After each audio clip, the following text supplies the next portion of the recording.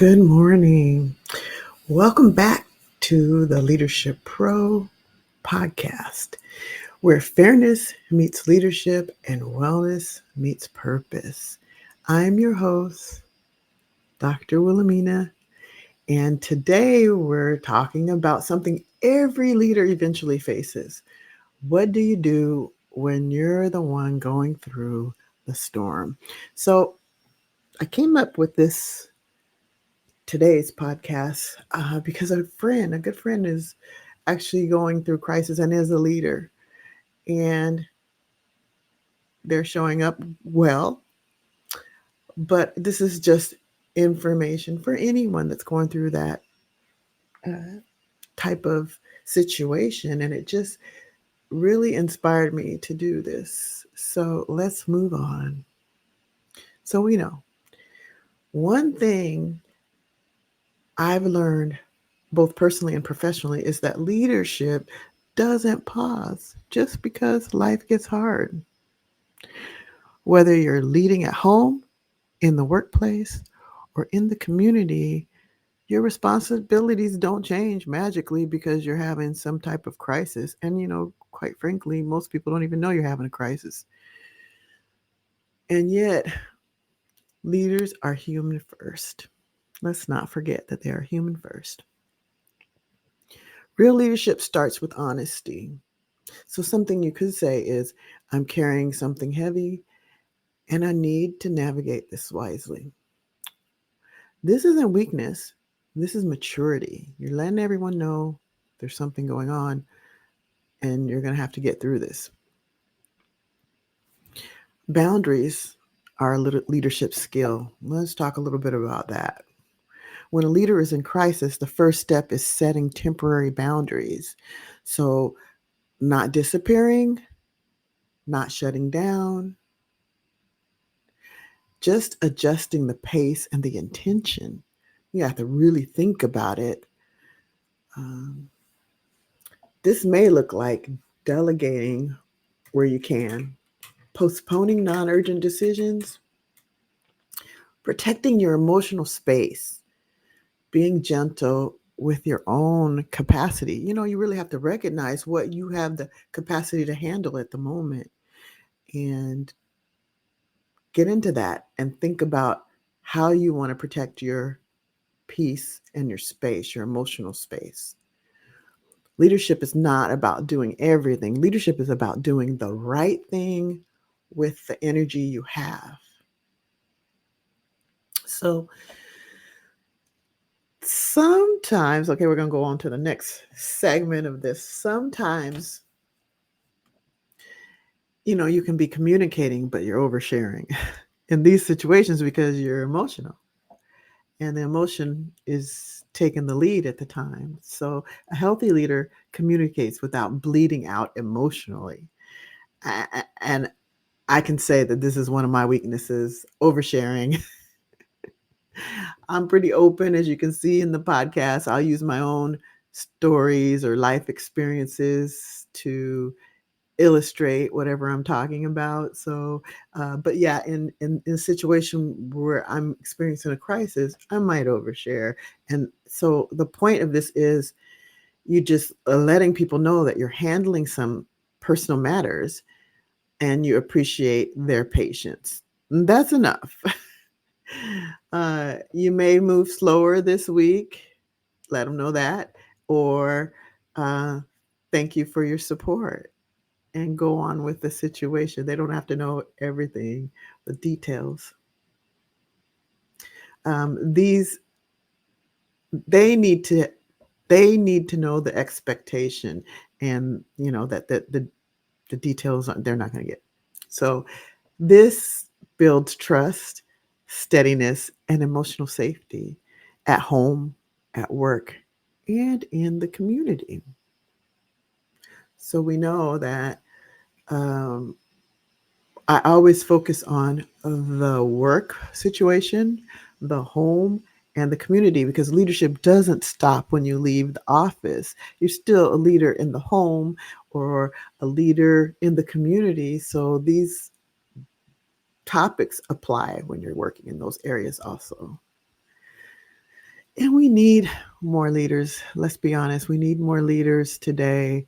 And so we encourage, what the heck? Get me sick.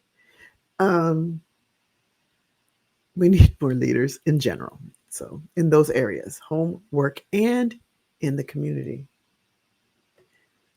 So, let's talk now about support because support is a strength, not a scar. Crisis is not the time to go into isolation. It's time to lean in wisely. Ask for support. Don't be afraid to ask for support if you need it from your family at home, from your team at work, from your partners in the community roles. Those are all supportive areas where you can, places where you can get support. Healthy leaders don't carry everything alone. You can't. You could try, but you won't do it well because you have other things that have taken place that have shown up first in your life, and you have to give them the priority. So let's talk about protecting your wellness. Like it's your job. Look at it as your job. Your wellness is your job. We talk about wellness every week, and the you have to be well in order to lead well. So when life gets heavy, your mind, your body, your spirit go into overdrive. That means wellness goes from optional to essential. So you need to put it up front. Um, this is the moment to rest deliberately, breathe intentionally. Breathing exercises do help, but even if you're not going to do exercises, pay attention and make sure that you are breathing.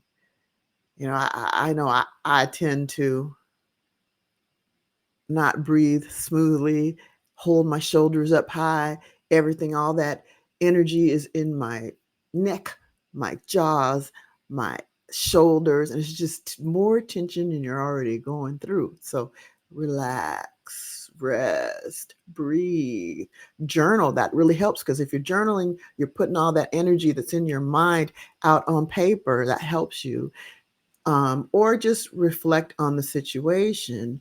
It's that thought that helps move you forward instead of being stuck in it and having all that tension. Move your body, get up, exercise. Not a lot. You don't have to go crazy. You could, but a walk, take a walk. Um, Talk to someone who's safe. You always have those people in your life that are safe for conversation. It's not going to get around to everybody, but they're willing to listen. Um, Eat in a way that supports your energy. So you want to eat the types of food that support you having energy, not the fatty, heavy, greasy, cheesed up foods that are going to weigh you down. Your wellness becomes your leadership. Okay. Crisis brain makes everything louder. So think about it. When you're in crisis, your emotional state, it's an emotional overload, and you end up uh, maybe responding to things differently than you would if you didn't have that crisis. So if possible, delay any permanent decisions. Press pause on discipline or conflict. Avoid making major changes. So I used to tell people this when they come back from deployment. So it's sort of a crisis. It's not as serious as someone being ill or something like that. But when dealing with deployment, you come back and everything's different. So the friends, the spouse, the people in your life have moved on to function in their life without you because you're not there while you're deployed. So when you come back, they're still kind of in that mode, and you have to work your way out and work things out and figure out how life is going to be moving forward so you can get back to normal. But making a decision like a divorce or moving out, or you're cut that person off because they're not responding in the way you wanted them to respond, that can be a bad thing for you, because down the road, when you're more back to your normal, you might regret that you made that permanent decision. So don't make a permanent decision. Delay, pause, or I'm sorry, pause and delay the discipline or the conflict. Don't have the conflict. Try to talk it out and relate with the other person. So you want to lead. So our next segment, leading with steady authenticity. You don't have to pretend you're fine. They know you're not fine anyway.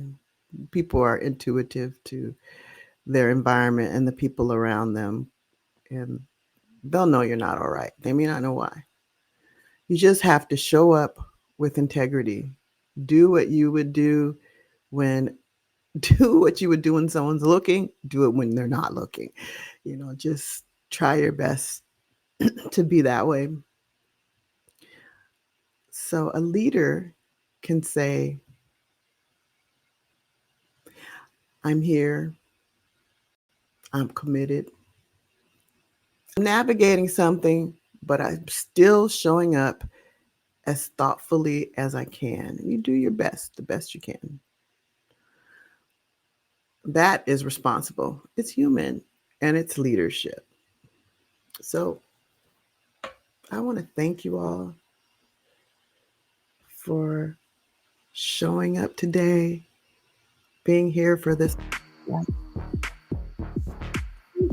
It's loud. Try to come back again to the next session, which probably next Saturday. I'm happy that you're here. I'm requesting that you share this podcast with people that you think could use it.